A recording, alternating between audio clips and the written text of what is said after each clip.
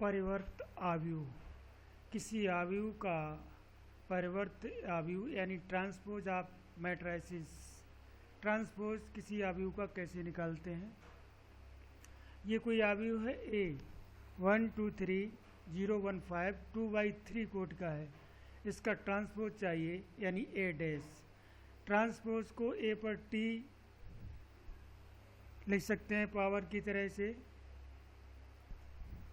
Superscript में, या फिर ए डैश कर सकते हैं। किस तरीके से ये निकाला जाता है, ये तो संकेत हैं इसकी रो को कॉलम में चेंज कर देते हैं, कॉलम खुद रो में चेंज हो जाता है।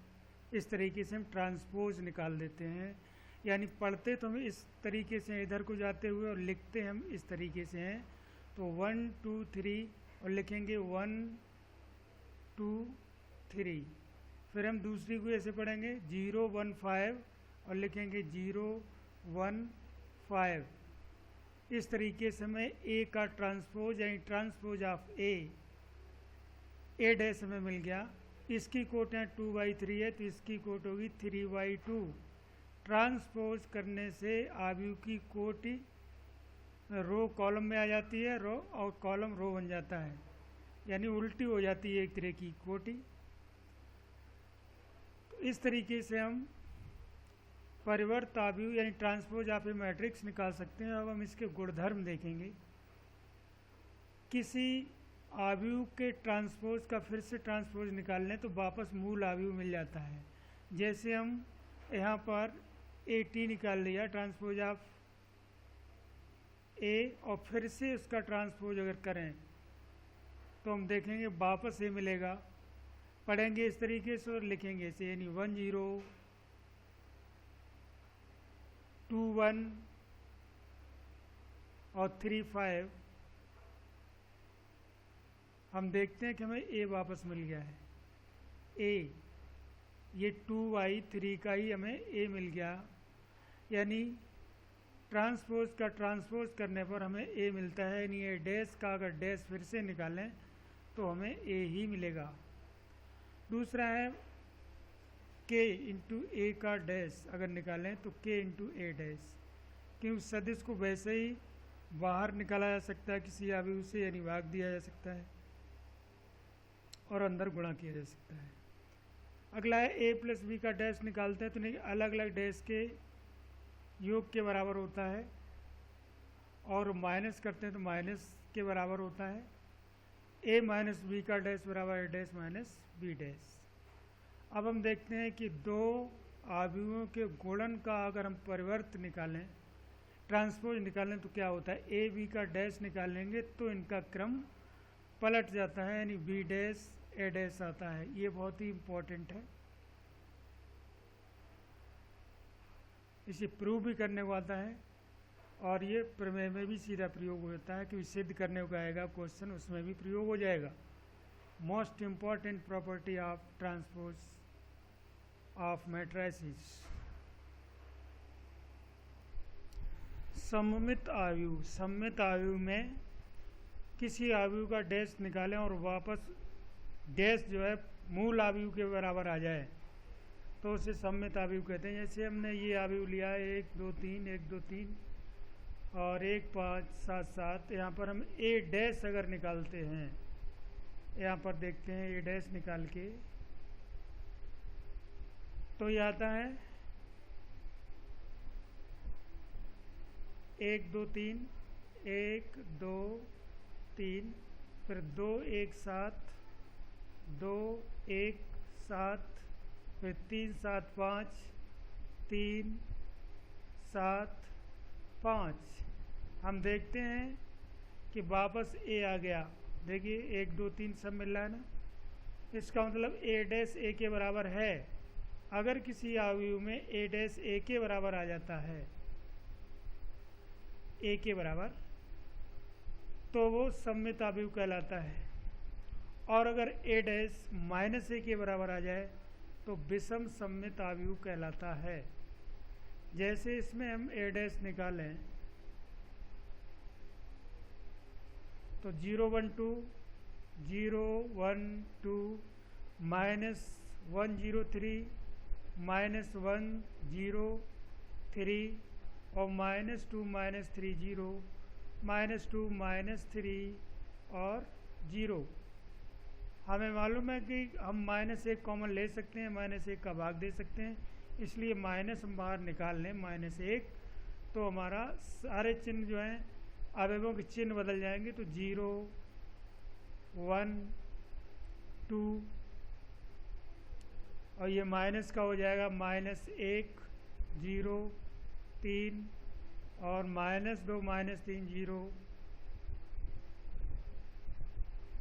ये देखिए वापस a आ गया, यानी -a, यानी a डैश निकाला है वो -a के बराबर आया, इसलिए ये विषम सममित आव्यूह है। विषम सममित आव्यूह, कोई भी आव्यूह सममित या विषम सममित है इस बात की गारंटी नहीं। आव्यूह विषम सममित हो सकता है, सममित हो सकता है और दोनों में से कोई भी नहीं हो सकता।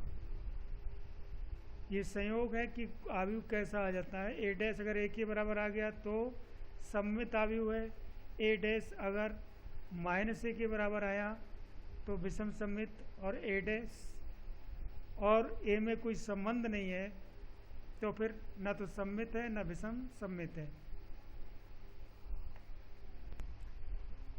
दिए गए आव्यूह को सममित एवं विषम सममित आव्यूह के योगफल के रूप में लिखना। ये एक आव्यूह दिया है, इसको दो आव्यूहों के योग के रूप में लिखना है जिसमें एक सममित हो एक विषम सममित हो। तो हमें मालूम है कि a + a डैश जो आव्यूह आता है वो सममित होता है और a - a डैश होता है वो विषम सममित होता है। दोनों को आधा आधा कर लेते हैं तो इसका मतलब ये आव्यूह तो वही रहता है, लेकिन उनमें एक सममित बन जाता है, एक विषम सममित टुकड़ा जोड़ते हैं तो वही वापस आता है। तो हम यहाँ पर a डैश निकाल लेंगे, यहाँ पर तो 1 2 ये पढ़ेंगे लिखेंगे इस तरीके से और 3 0। अब हम सममित आव्यूह निकालेंगे। p बराबर 1/2 और इनको हम जोड़ देते हैं a + a डैश। a तो ये है, यानी a + a डैश कर लेते हैं हम यहाँ पर।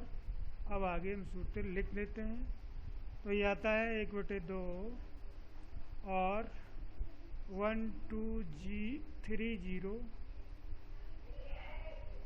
और ये 1 3 2 0 और बाद में हम इसको 1/2 कर देंगे तो ये आ जाएगा 1/2, 1 और 1 2, 2 3 5, 3 + 2 5 और ये 0 + 0 0, यानी ये हमारा आएगा 1/2 से गुणा कर रहे हैं 5/2, ये आ जाएगा 5/2 और 0।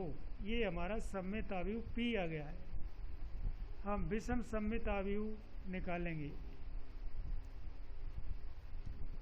विषम सममित आव्यूह, विषम सममित आव्यूह q बराबर 1/2 और a - a डैश, यानी q बराबर 1/2 और हम यहाँ से a और a डैश के मान रख देते हैं। a हमारा है 1 2 3 0, 1 2 3 0, इस तरीके से कर लेते हैं। माइनस और ये 1 3 2 0 है, 1 3 2 0। इसे हम आगे सॉल्व कर देंगे तो आएगा 1/2, 1 - 1 0, 2 - 3 -1, 3 - 2 1 और 2 - 0 0 - 0 0। 1/2 से गुणा करेंगे तो ये आ जाएगा 0 - 1/2 और 1/2 और 0, ये आ गया q। अतः हमारा जो आव्यूह है मूल आव्यूह 1 2 3 0 ये P और Q के रूप में लिखना चाहते हैं हम, बराबर एक सममित टुकड़ा होना चाहिए। सममित तो हमारा ये है 1 5/2 5/2 0, तो 1 5/2 5/2 0 प्लस Q का मान ये रख देंगे 0 -1/2 1/2 और 0। हम इसे जोड़ें तो हमें वही मिल जाएगा जो पहले वाला मूल अवयव है। इस तरीके से एक दिए गए अवयव को सममित और विषम सममित अवयव के योगफल के रूप में प्राप्त कर सकते हैं। जैसा कि हम इसे जोड़ के देखें तो 1 + 0 1 आएगा, 5/2 -1/2 4/2 यानी 2, 5/2 + 1/2 6/2 यानी 3 और 0 + 0 वापस वही आ जाता है। और ये हमारा सममित अवयव, ये विषम सममित अवयव है। इस तरीके से योगफल के रूप में व्यक्त कर दिया।